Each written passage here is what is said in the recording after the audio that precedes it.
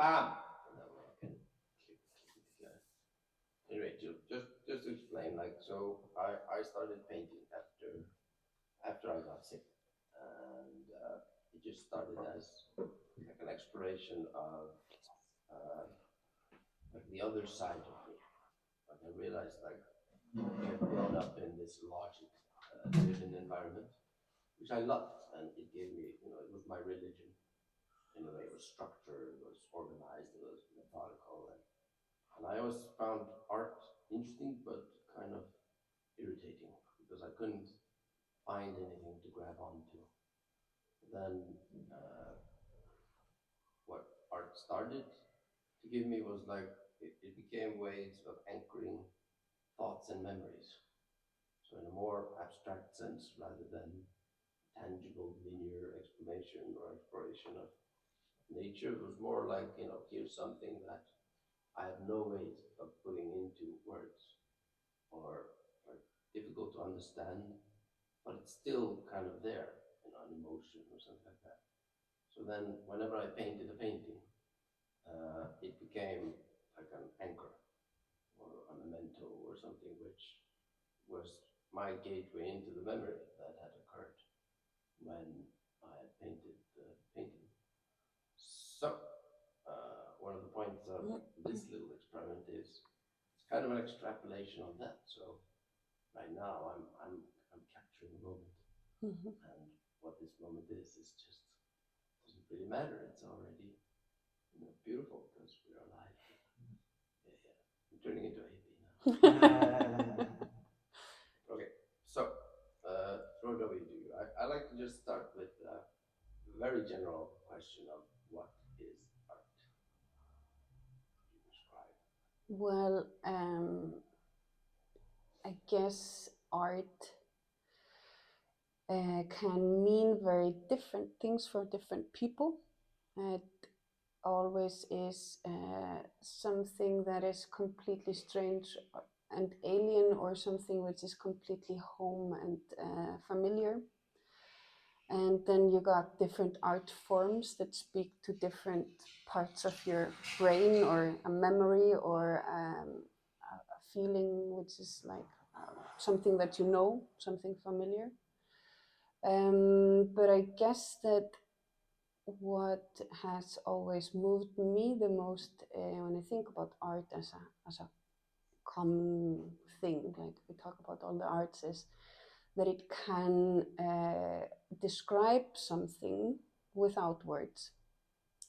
And even though being able to describe something without words is can be beautiful and important, as we have in literature and so on, but then this that goes beyond something which is graspable, or something that can be expressed, that is for me often more powerful than actually being able to describe it. I don't know, how is it for you?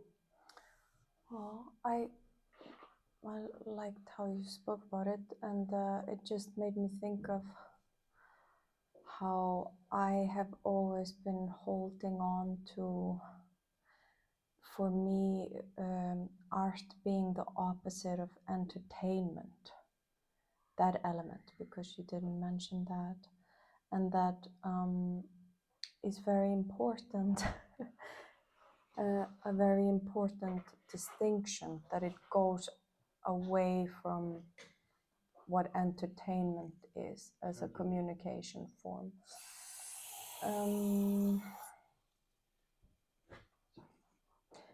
Entertainment is there to, we know what entertainment is for. It's to get a break from reality in a certain way. And I would say art is more like diving into reality in another way. Not to escape, not as escapism, I have nothing against that, but just it's really the opposite. It's like diving even deeper into something that's very uncomfortable or hard to deal with, or what you push aside or what the subconscious is holding for you, because your conscious mind cannot hold it for you. Mm-hmm. So for me, this has always been my main interest. So art in as, art. as a mediator to maybe a more core topic or Yeah. something that is lies within. I mean, I And agreed without with that, outside. and Like that. yeah, like that too. But I also think that even though art is not entertainment in that sense, it can be entertaining. Absolutely. And Absolutely. But yeah, in a different way in a than different way. entertainment. Yeah, and serves a different purpose. Mm-hmm. Yeah, definitely. In this exhibition here, we're in an exhibition called Written in Blood by the Icelandic Love Corporation, and the theme is menopause. And people come in here and they look at the art, and then I start telling them about what it is, and like, yeah, the artist just finished their menopause. There's 1 year since they had their last bleeding, and they It's like are welcome to the gallery. and they want to celebrate it. And this is kind of like a graduation show, because they have just graduated from this, passage in their lives, like the bleeding passage, and they made a menopause diploma. And people, they break out in laughter. They find it very entertaining. Yes. But then they stop and they start telling about themselves. So at first comes the laughter. It's something that touches them, tickles their laughter, or like something, and yeah, it's exactly. But then they go in seriously and go like, oh yeah, well, this isn't talked about, and Yeah. my menopause was this, or like, my sister's menopause, she's always talking about it, or I don't know how many stories I've had here. So it actually, this goes into something that or touches something that people are not always thinking about, or they're not, like, it's not something that is very commonly spoken about in society. Yeah. But then this becomes like a place of talk, a place of trust, where there's like an exchange of personal stories and interest. Yeah, and a reflection of the social political norms in behavior. Yeah. Right? So it's like, oh, this is the first exhibition I ever saw that was about menopause. Isn't that weird? Or it's the first gallery that shows. No, or it's like the first exhibition about these kind of women themes, which is not like, which is very happy, or which is very this, or there's like, oh, I saw the show about menopause and there was blood everywhere, or like, it can't be whatever. It's yeah, because I don't think we have any firsts.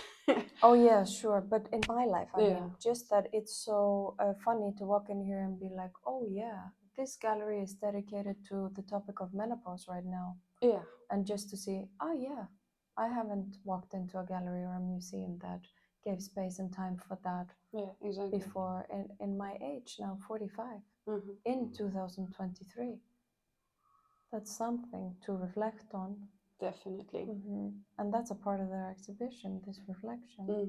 So I guess the arts, if we sum up the question, it's like really a tool, or a mediation tool to touch different emotions that people already have, and kind of channel them into something else. Yeah, topics and taboos, and yeah, and I remember also, like, my own body of works is all about the kind of the anti-hero on stage, because I do performances, and in my field, the theater, dance, the community, it's all about beautiful bodies, rigor, athleticism, life energy, technique, tralala, and all my works is about like the burnt out body, because that's what everybody's experiencing, and it's nowhere, of course. It's only a new topic of, social media, or maybe celebrities talking about burnout. I started to do this 10 years ago. It was just as strong, but no, it was a total taboo. And yeah, so like these invisible lived realities that are not accepted in the social theater. Of course, art is also about that. Yeah. Now I'm getting warm when I talk about my own work. Well, Gonna be purple soon. is it menopause? Not Because I have that, and I'm younger than you. at this very moment. I feel compelled Maybe to not. share this one that there will be no menopause jokes. Period. Of course not. Yes, I'm sorry. It was loaded and It was loaded. It had to get there. yeah, it had to go. So can I ask also again a similar question? But so why did you become an artist? What compelled you? Oh my goodness, I've thought about it a lot because what a lifestyle. My mother is an artist, and yeah, so that was normal. That was normalized and not questioned and lifted up. Honestly, now at 45, I'm really thinking, why didn't I question it more? It was because it was normalized in my family, in my culture. It's normalized and it's put up, and this is not the way artists are appreciated and respected structurally or just in society in different countries. And this is what you feel like here in Germany. There's not a the structure doesn't mirror respect for artists, for the profession, and also the common people not. It's a shit job and you're a third-class citizen and you feel it when you get older. And that's a big topic. And that's why I'm moving to Belgium, because I'm already an artist my whole life, and there's respect both structurally, financially in the system, and just inside of the culture. There's respect for artists, and even more so in France. But Oh, you mean it's more not respected here in Germany than in other European countries? I wouldn't say, I cannot talk about all countries, no. but yes, the reality that I live here every day or wherever I go outside of my bubble, and financially and structurally within my seniors. Yes. Okay. And do you think this is, I'm just interested, Yeah, really. and do you think this is different from Iceland? I think artists in Iceland are very well respected. But still the structure. Structurally, it's not mirrored, no. Okay. But it's such a small society. It's so important who you are to others there, that it kind of bounces up. It's not this anonymous, as you know, it's not really anonymous there. So who you are and what you represent is very important, can become very important to you, because it's connected. It's very much in the foreground when you relate to other people in small communities. So that balances that maybe you don't have so much money, but people respect what you do and they respect your profession and your lifestyle. And that's really different. I think that's one thing that I'm hoping to research a bit, is like using art and the community around artists as a gateway into understanding different cultures. Yeah. Like with Iceland, I imagine we are very independent. Right? Yeah. We kind of respect each other's right to be, an asshole Or whatever they want to be. Yeah, whatever you want to be. Yeah. So we were talking about this, rolling around the streets here in Berlin, even, this liberal city, that still there's more pressure to conformity than in Iceland. Oh, sure. Pointed at the flowers.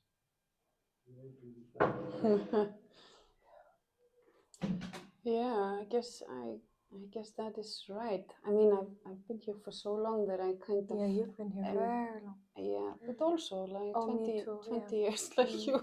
Yeah. But Me 25 abroad, 26. Jesus. But Berlin is seen like a kind of mecca for artists, is it not? It is. But yeah, But for the time being, for a period of 10 years maybe. It was of course a very nice place to come to after the wall fell, and then there was like no infrastructure, but people would come here because of cheap living. Yeah. And then in the beginning of in the beginning of 2000, when it starts to really like the gentrification becomes visible, and from then to now is the landscape has changed.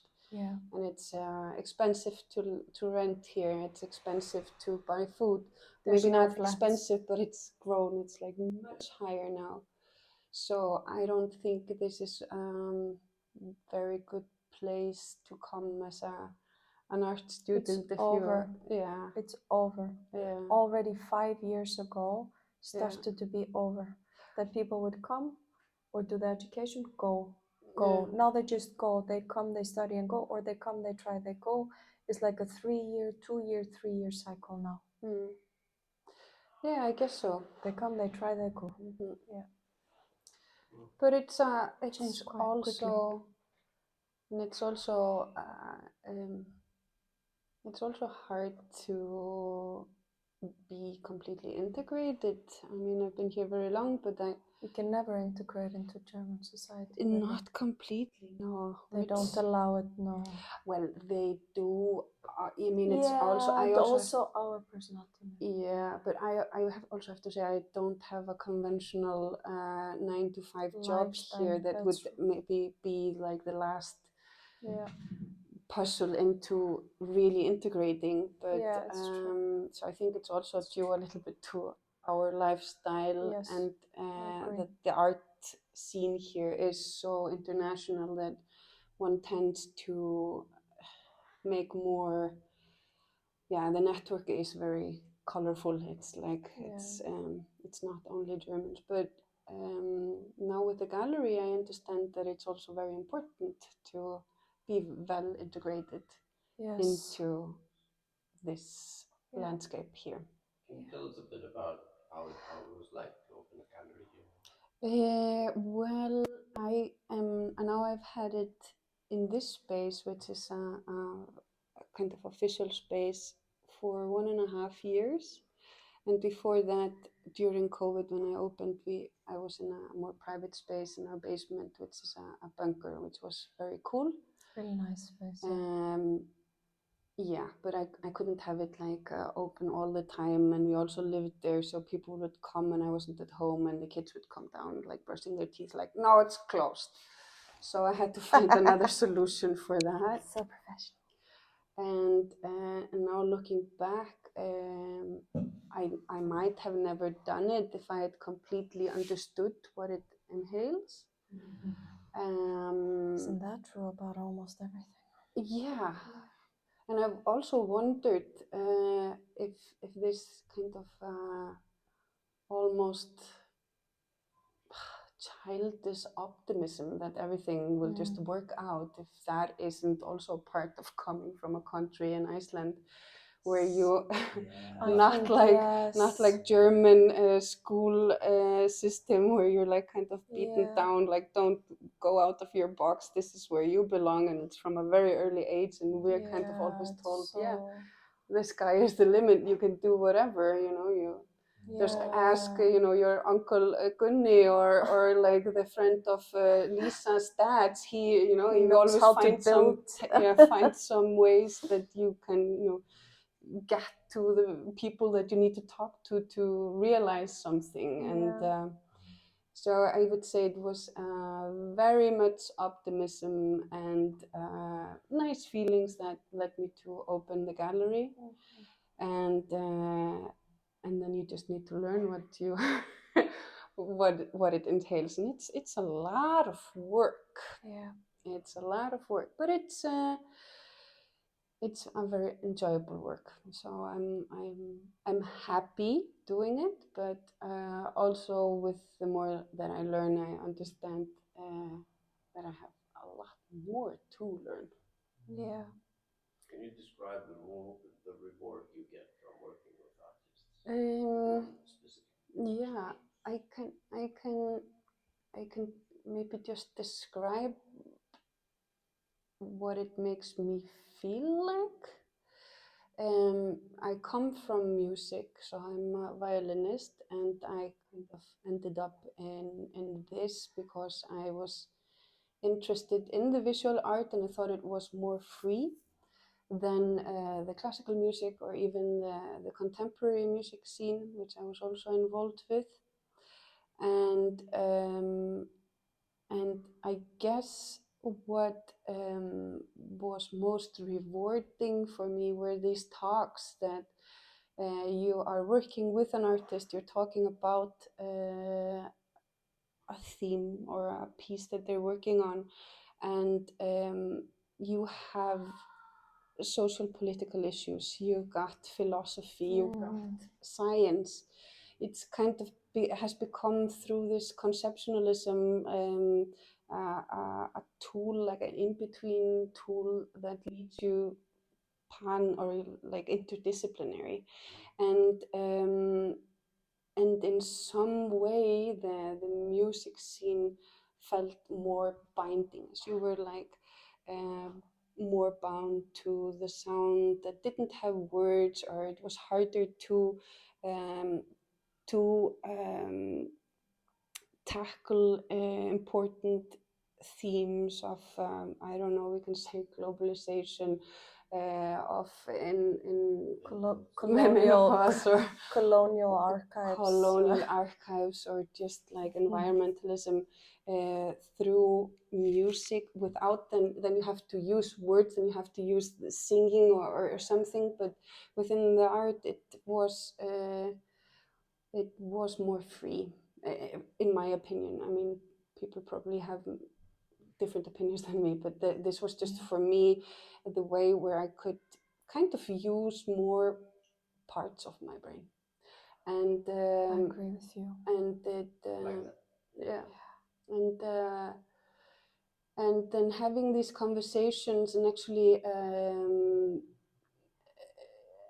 being able to be in this ping pong that if you have like a trusting relationship with the person that you're working with, your opinions then they matter, and it's kind of it's developing together. So we have a show here actually. Well, in this case, it came all out of the artist's head. I had to do very little, but then I have other artists that I've been working with for many years, and then I feel like, okay, it's their baby, but I was maybe the midwife. I took part in the process, and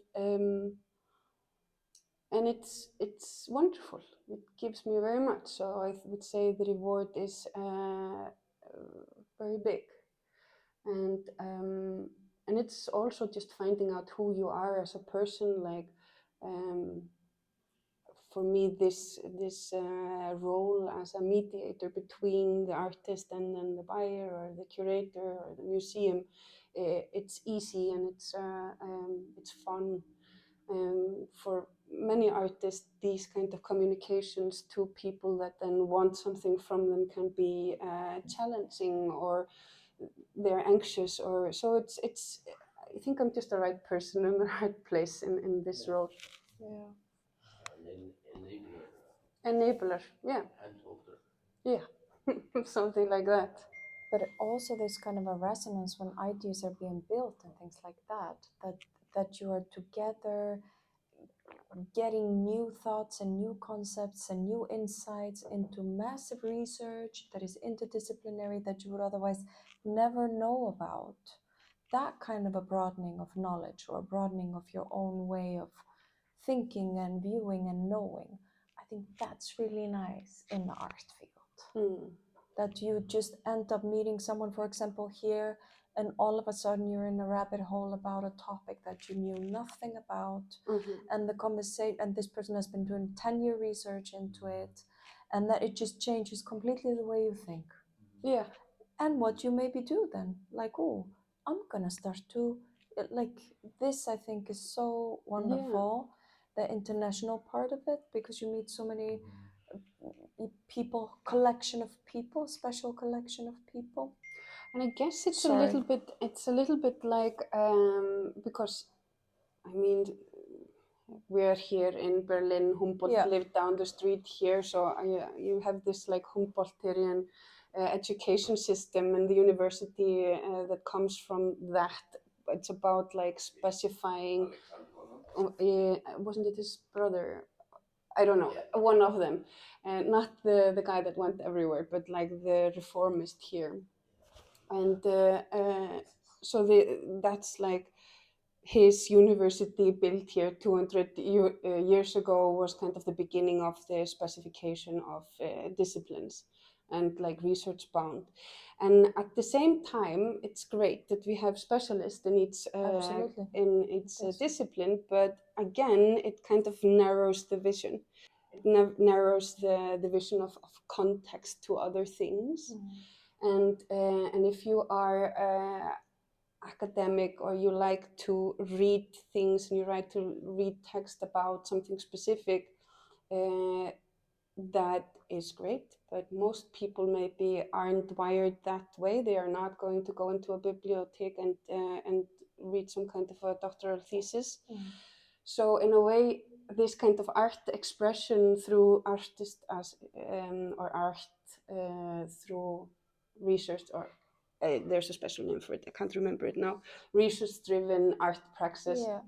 It gives you kind of a glimpse into something very specific, but is maybe catering it to you in a very creative way. So it becomes more accessible. So it's also mediating. That was what I was trying to do. It brings it into, that was perfect the way you said. It brings it into the society in a different way than these classical forms of PhDs, etc. And these small circles, all these circles where they are sharing knowledge that we can never be in. We are never invited into those circles. These specialist circles, they are closed very often. There are small communities in high places and in institutions. And that I find sometimes really sad. But then if you meet an artist who is, has access and he has actually been around, he or she or whatever, that's so great. So I think that, of course, I think this art praxis through research is also something which is a development from beginning of the 2000s, where they were like, okay, the universities need to become more interdisciplinary.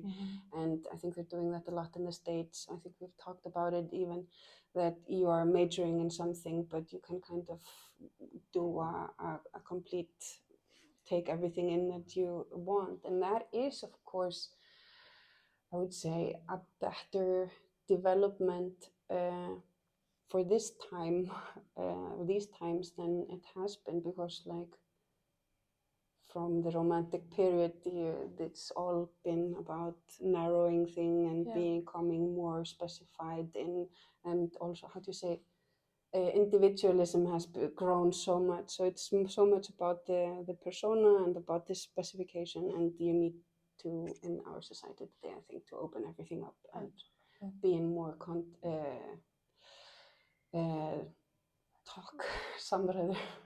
conversation.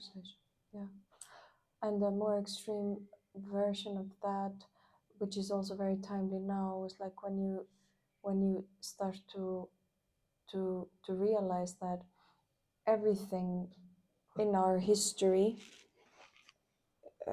during the last centuries is also based on the perspective, the white perspective. And then everything, how you see, how you value everything, not only the way you view or see the other, but what is knowledge, what is what, etc., etc. Very interesting. The English gentleman.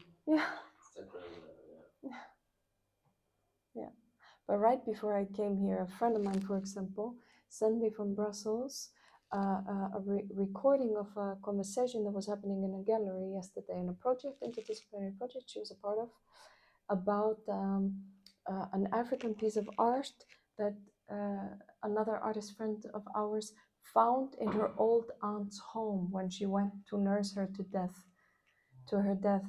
And it was from an exhibition of Congolese dances in the 1950s in Brussels. It was like absolutely, it's so crazy, this story. And she was like, wow. And the whole history of this exhibition, Snafaran's exhibition, it's like a going around exhibition, and that really made this uncle of my friend like a very important person in Belgium. He imported some Congolese people to come and dance and Okay, do stop. a I can't circus. hear it. Very interesting stuff. It's very close, and there's such a like a post-colonial discourse, but in a difficult. It's not so far, but it's rising now. Congo Belge, like Congolese Belgium, you know, recognition and studies and all that. And there's a big rise in that in Brussels right now, thank God. And yeah, so she sent me the discussion where like an artist, a Congolese person who renovates paintings, talks about Afrofeminism and how her career couldn't. You cannot imagine how much information I got from just my friend, and I know those people who are in the project, some and some not. And her sending me this clip, literally, I finished listening to it, jumped on my bike, and came here. You needed to talk But about it. so much information. This is what the life of an artist is. If you're lucky that you get these kind of informations and you witness these kind of flow of discussions that will change you, and you're always, I would say, this is the goal of, for me, being an artist, dedicating my life to this lifestyle. This is the goal, the only goal. So it's then you're basically saying it's also like this role of an educator or communicator. I don't know if I am that through my art, but I know that it gives my life as an artist purpose on a personal level to engage in this precarious lifestyle. Because I feel I can get exposed to and access new ideas and knowledge and way of thinking. So like a lot of like cognitive plasticity work all the time. Yeah. Like neuroscience in practice. I agree so much. This reminds me of one train of thought that has been it comes up once in a while, always again, and that's I feel that people working within the arts are often very open to basically almost everything. Yeah. And I think that is also a quality that has to do with learning and being willing to learn and wanting to keep on learning. Yeah. And I guess that is also something that I could say about you, and through your art praxis and through your lifestyle, you are on a search for more learning always, and super open. Yes. I think I started in entrepreneurialism when I emerged out of being disabled. Disabled basically meant that my world became very small and confined and constricted, and I did not see, a very, very interesting future ahead. Entrepreneurialism was like a step out of that, meaning that I could see problems and I could solve them, or I could try. And then I think art was an extrapolation of that, in that I realized that as an entrepreneur, I have certain confinements, as you mentioned with the music. So I have to try to make a business that needs to make money. But as an artist, it's just absolute freedom. I can, I think there was a good awakening when I realized that it's hard to be a scientist and be an artist. It's very easy to be an artist and be a scientist. Excellent. Yeah. Exactly. Yeah. And I like when you're talking, I'm thinking of the word awakening. You're kind of traveling around in the human brain and history and society and all these things, and you're flicking switches. Turn this thing on and just think about this thing for a moment and that thing for a moment. And so coming here and looking at menopause, it's a topic that of course I have a mother. I grew up around people, so I've heard of this thing, it's an important transition, but it doesn't seem to have the huge significance that biologically it seems to have in a social context. But there are Aboriginal, you wouldn't say Aboriginal, there are tribes and older cultures that know exactly how to deal with menopause. Not only with herbs or with like approach towards women in a certain age that is built into normative interactions, but also Taoism. If you work with energy in a certain way through spirituality and Taoism your whole life, they don't experience any menopause. Yeah, I've heard this. Yeah, doesn't, yeah. You know how to channel. There's just the energy is always flowing, and it's a question of certain things like that, and there are no symptoms. Interesting. Yeah, I mean, I also think if we just go into this, like how Western women especially are having this tremendous menopause. Disconnection from nature. Disconnection from nature, and also from a very early age because of birth control being pumped with different hormones. Where it's no chance that we'll come out of this, and also just like creams and whatever you put on. Toxic. We've been putting on our bodies, and which is kind of put on through the pharma and beauty industry. I mean, it's a lot of things in our bodies that also causes this extreme imbalance in the hormones. And I mean, I'm 41 and I'm experiencing this perimenopause, like with drastic hormonal swings, and my mom was like, "What? No, I don't remember having anything." But it's not that I've been pumping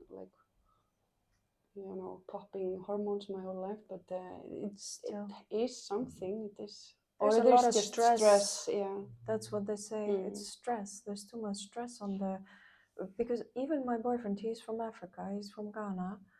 He's just like, you're always stressing and always working. Like always, always, always. When I'm doing my projects, it's all the time.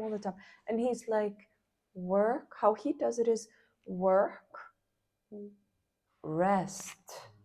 If you're not working, you're totally in a meditation mode. You're completely relaxed.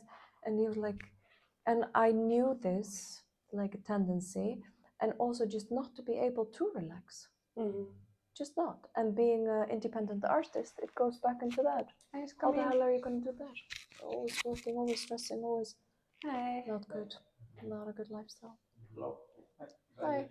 Þetta Theodór, þetta Brandur og við erum búin að þekkjast frá því að hann fæddist, sem var 1 mánuði á eftir mér.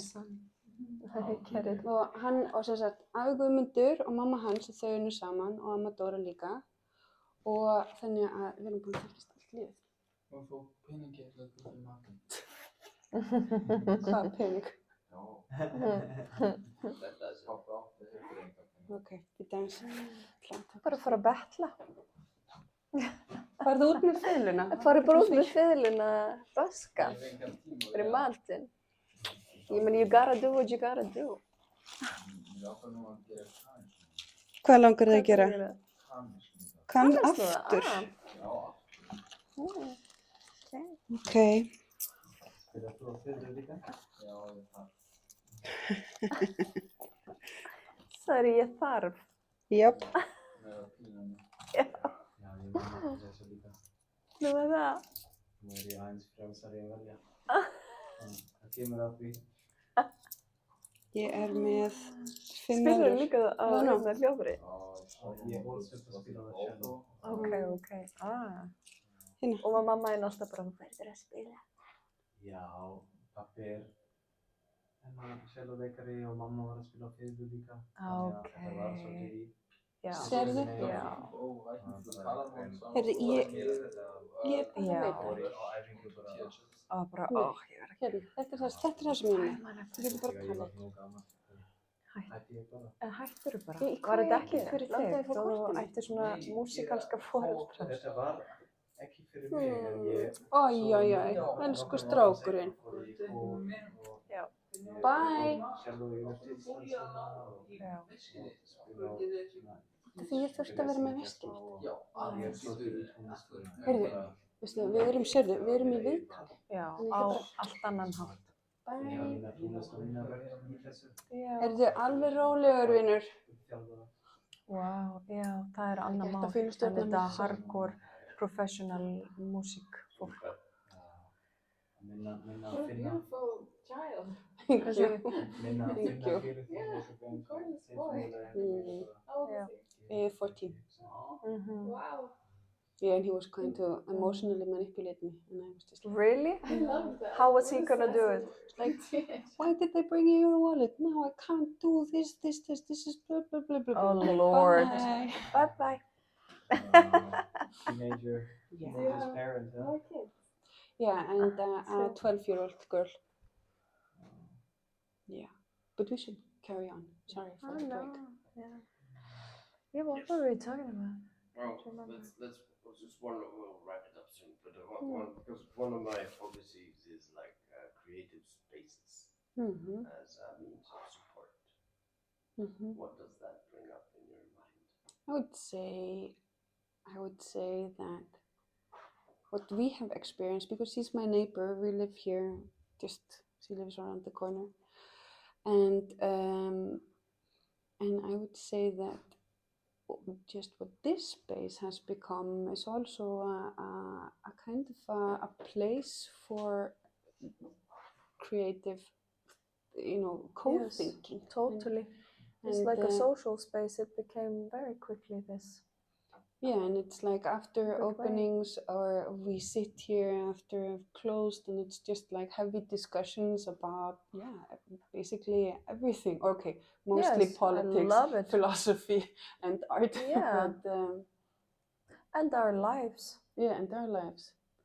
And so that is like one kind of space. But if we think about other creative spaces,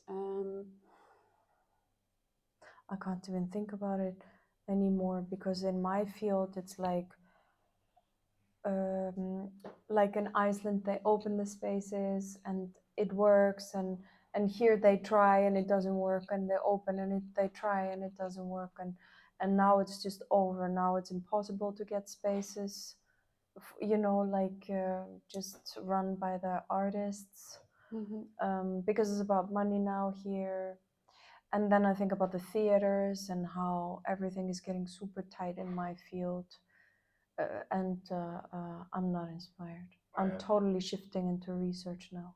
I have this question. I want to see if I can phrase it correctly. Yeah. So I'm curious about the kind of economic pressure on artists to perform. It's like pushing you from art, as you described it, to becoming an entertainer. Ah. How, definitely, is definitely. that a struggle that you face as an artist? Not me, because I'm so hard-headed. I would say that I feel inclined to give some kind of a response to that. Within funding structures, art can be free, or free to some degree. And as soon as you put the economical, sustainable hat on, like here, where we need to sell to survive, it is harder to be free, and it's harder. And this is maybe also what I meant when I started, and I was very like childish optimism, that very often the capital lies within the hands of few, and these few like a certain thing, and it's very much also bound to social events or something. It becomes the art, and where it is sold, where the actual transaction is happening, is in spaces which are very close to entertainment. and when you are dealing with art that, I don't know, is provoking or whatever, it becomes much harder to sell.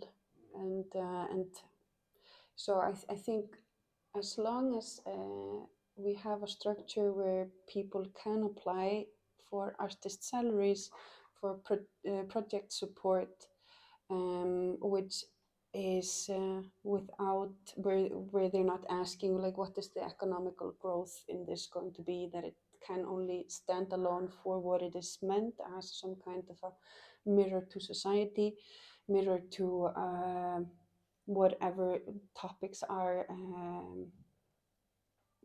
being talked about in society at that moment, then we are okay. But as soon that it is kind of linked to something which is supposed to be sellable, which is supposed to be sustainable, people start making art that they think is what other people want. And that is a huge Downer. No, not a downer. That's actually just, I think, much more serious. It's like a threat to our society and our democracy. If you're constantly, if there's nobody who shouts out, this is what is happening, okay, maybe not democracy, but in some ways you could say that. But this is why also in Germany after the Second World War, they have constitutionalized artist freedom.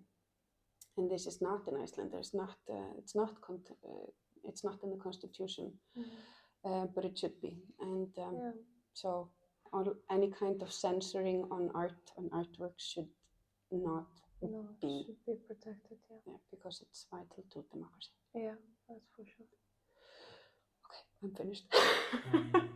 Well done. Nothing to add. So, what question am I not asking that I should be asking? I think it completely depends on what you want to get out of this conversation. Yeah, that's a cheap question that I like to throw out there just to see what I get. See what you get. Yeah. Mm. No, that's already I have a lot to digest and think about. Mm-hmm. I really like the analogy between the entertainment and the other, and I've been I'm starting to see a thread as I have these conversations where people describe art as like that thing, you know, and they use different words to describe it, conversation or flow, but that kind of connects us and makes us human. Yeah. And that's me interpreting. Yeah, but that's so beautiful. It's really beautiful. It's like that, you know, and then you look at religion and kind of imagine like that's the drive behind religion originally, kind of seeking out that thing which we don't know how to talk about, but you look at another human's eyes and you see it. You see something. There's a spark there, and then you try to express it and create it with music and visuals and just using any of our senses. Kind of tap into that, and then we call it art. It all becomes confusing. Yeah, I mean, this calling it art is then also,